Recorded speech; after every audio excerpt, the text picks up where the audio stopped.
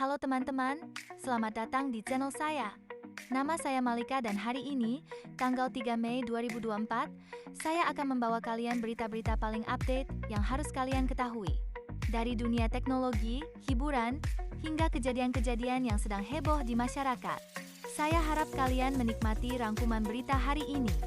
Jangan lupa untuk meninggalkan komentar tentang berita mana yang paling menarik bagi kalian, dan tentu saja, bagikan video ini ke teman-teman kalian.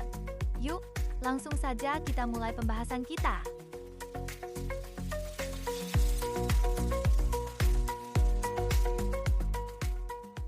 Berita ke-10 hari ini datang dari Thailand, di mana seorang politikus wanita berusia 45 tahun terlibat skandal dengan putra adopsinya yang berusia 24 tahun dan juga seorang biksu.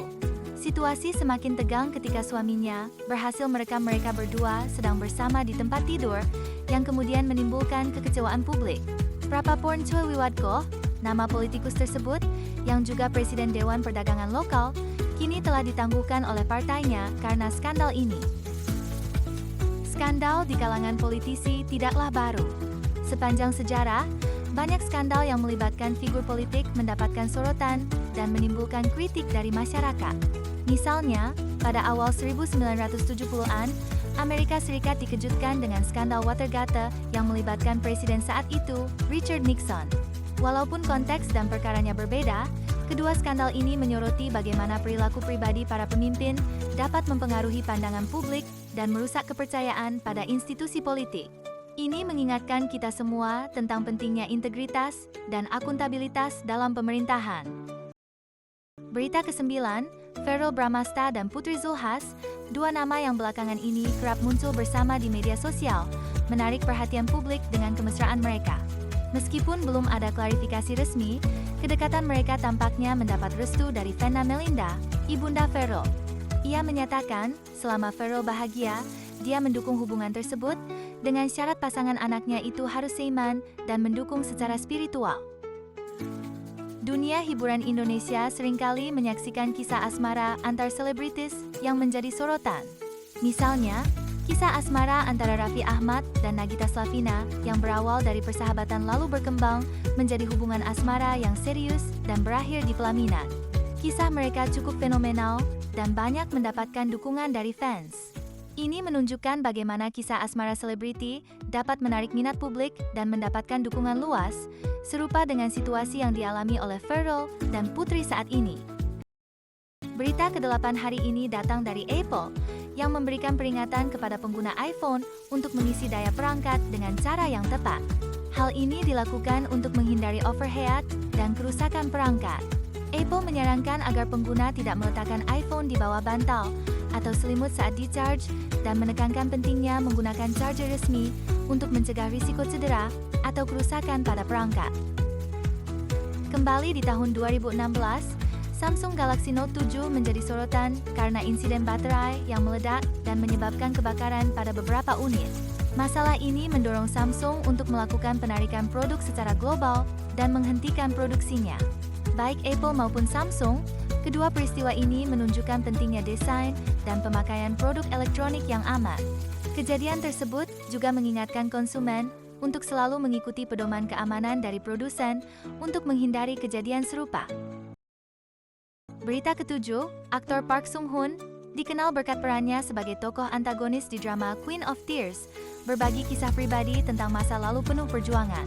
Lahir dalam keluarga yang terdampak krisis IMF, dia menghadapi banyak kesulitan, termasuk kondisi finansial yang tidak stabil. Park juga mengingat momen ketika ayahnya terkena stroke, dan bagaimana dia berusaha keras untuk mendukung keluarganya. Dari bekerja paruh waktu dengan upah minim, hingga tinggal di rumah setengah basement, kisahnya memberikan inspirasi tentang ketahanan dan kegigihan. Korea Selatan, negara asal Park Sung-hoon, mengalami krisis finansial yang parah pada tahun 1997, dikenal sebagai krisis IMF. Banyak keluarga menghadapi kesulitan ekonomi yang serupa dengan yang dialami keluarga Park. Kisah sukses Park mengingatkan pada kisah lain dari Korea, yaitu Psy, penyanyi Gangnam Style. Psy juga menghadapi tantangan keuangan sebelum akhirnya meraih kesuksesan global. Kedua kisah ini menunjukkan bagaimana ketekunan dan kerja keras dapat mengubah nasib seseorang, bahkan di tengah kesulitan ekonomi. Berita ke-6, Bundesliga telah memastikan 5 wakilnya untuk mengikuti Liga Champions musim depan. Ini terjadi setelah hasil imbang yang diperoleh Bayern Munich dan kemenangan yang diraih oleh Borussia Dortmund. Jerman berhasil mengungguli Inggris dalam akumulasi poin koefisien, dan Italia telah memastikan 5 wakilnya terlebih dahulu. Kini, Jerman punya peluang menambah 1 wakil lagi jika Borussia Dortmund berhasil memenangkan Liga Champions. Dalam dunia sepak bola, persaingan untuk mendapatkan tempat di Liga Champions sangat ketat. Liga Champions dianggap sebagai panggung tertinggi bagi klub-klub sepak bola di Eropa dan membawa prestise serta pendapatan finansial yang signifikan. Misalnya, pada tahun 1999, Manchester United dari Inggris berhasil memenangkan Liga Champions setelah mengejar ketertinggalan di final melawan Bayern Munich. Ini mengingatkan pada kinerja luar biasa Dortmund saat ini, di mana sebuah kemenangan dapat mengubah posisi liga mereka di panggung Eropa. Kesuksesan di panggung seperti Liga Champions bisa sangat berarti, baik dari segi kebanggaan maupun finansial bagi klub dan liga.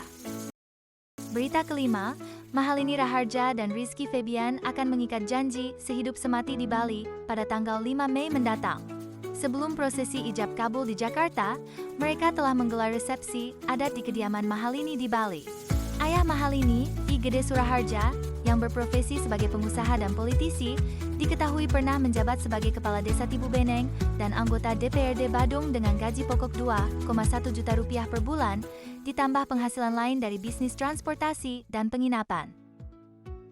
Pernikahan selebriti selalu mendapat perhatian khusus dari publik, seringkali karena glamour dan kisah cinta yang dianggap seperti dongeng.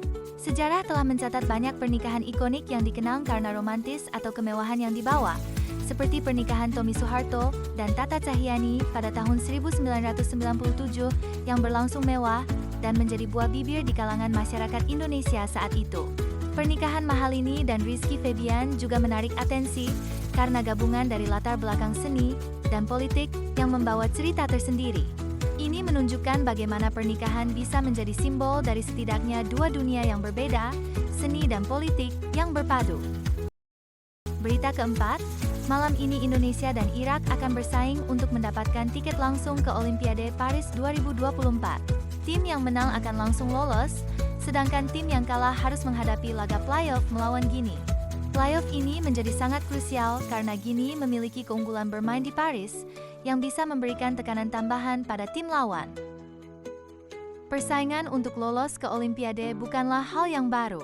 Mengingat kembali pada Olimpiade 1992 di Barcelona, di mana Indonesia memenangkan medali perak dalam bulu tangkis, menegaskan pentingnya ajang internasional ini untuk prestasi olahraga nasional. Seperti pertandingan antara Indonesia dan Irak malam ini, setiap pertandingan menuju kualifikasi Olimpiade selalu penuh dengan harapan dan tekanan. Olimpiade menjadi ajang bagi negara-negara untuk menunjukkan kekuatan olahraga mereka dan untuk atlet untuk mencapai puncak karir mereka. Berita ketiga, Raffi Ahmad dan Nagita Slavina membawa kabar bahagia dengan mengungkapkan bahwa anak kedua mereka, Lily, bukanlah anak adopsi. Pasangan ini menjelaskan bahwa Lily adalah anugerah tak terduga yang datang ke kehidupan mereka, menjawab doa Nagita yang diajukan pada malam Lailatul Qadar untuk memiliki anak perempuan. Keluarga ini menyambut Lily sebagai kebahagiaan baru yang memperkaya kehidupan mereka. Pengumuman kelahiran selebriti selalu menjadi perhatian publik, serupa dengan apa yang dialami oleh David Beckham dan Victoria Beckham saat mereka menyambut anak pertama mereka, Brooklyn Beckham, pada tahun 1999. Keluarga Beckham, sama seperti keluarga Raffi Ahmad dan Nagita Slavina, sering berada di bawah sorotan publik. Mereka membagikan momen-momen penting dalam kehidupan keluarga mereka, menciptakan koneksi dengan penggemar. Cerita Raffi dan Nagita tentang Lily menggambarkan betapa pentingnya keluarga bagi banyak orang, terlepas dari status selebriti mereka. Berita kedua, aplikasi Mendeley melakukan terobosan dalam dunia akademis dengan menyediakan fasilitas yang memudahkan pengguna dalam membuat sitasi dan daftar pustaka secara otomatis. Pengguna dapat menghubungkan Mendeley dengan Microsoft Word, memasukkan sumber referensi, dan menghasilkan sitasi serta daftar pustaka dengan langkah yang mudah. Ini membantu pengguna mengelola referensi penelitian mereka dengan lebih efisien. Kemajuan teknologi telah memberikan dampak besar dalam dunia pendidikan, khususnya dalam proses penelitian. Salah satu contoh historis adalah pengembangan mesin ketik oleh Christopher Latham Scholes pada tahun 1868 yang merevolusi cara manusia menulis dan menyusun dokumen. Sama halnya dengan Mendeley, inovasi tersebut memudahkan proses penulisan dan penelitian, menandai langkah maju dalam cara kita mengelola dan menyajikan informasi ilmiah.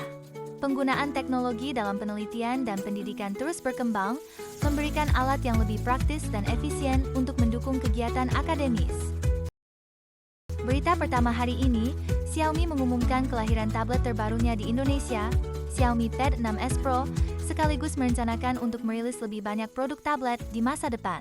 Ini datang sebagai tanggapan terhadap kesuksesan lini tablet Xiaomi di Indonesia sepanjang tahun 2023, di mana Xiaomi berhasil menjadi vendor tablet nomor 2. Selain itu, perusahaan ini juga baru saja meluncurkan Redmi Pad Pro di Cina, yang dilengkapi dengan layar 12,1 inci, chipset Snapdragon 7s Gen 2, RAM hingga 8GB, dan memori internal hingga 256GB.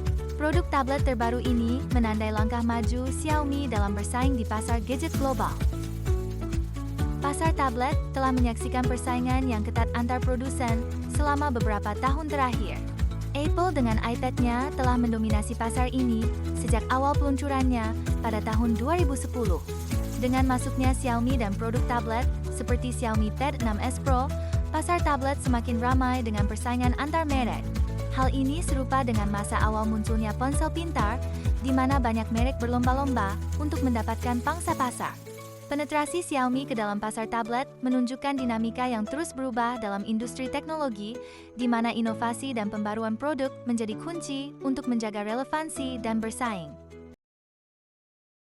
Terima kasih telah menyimak rangkuman berita hari ini. Jangan lupa untuk berlangganan dan nyalakan pemberitahuan agar tidak ketinggalan update berita terbaru dan informasi menarik lainnya dari kami. Sampai jumpa di video berikutnya.